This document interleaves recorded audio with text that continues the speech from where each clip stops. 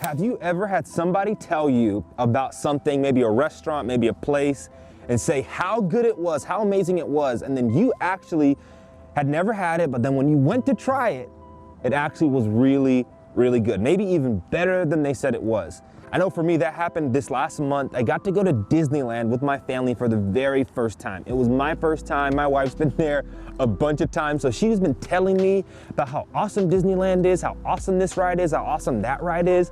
Just had this picture in my mind of what Disneyland was like. And when I actually got to go, it was actually even better than she had said it was.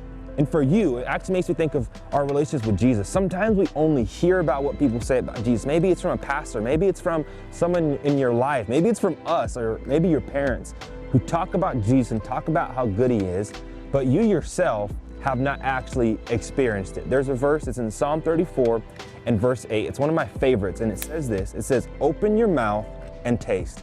Open your eyes and see how good God is." Can I tell you this? That hearing about Jesus, hearing about his goodness, hearing about what he wants to do in your life actually is not good enough.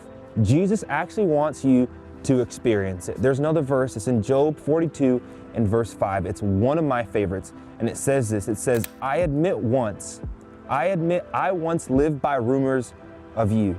Now I have it all firsthand from my own eyes and ears.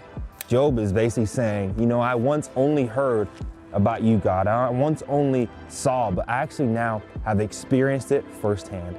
And for you today, maybe you haven't actually experienced the goodness of God, but can I invite you to ask God, ask him, and just say, hey, you know what? God, can I actually experience your goodness today? And I believe he's gonna show you. We love you so, so much. Have an amazing day.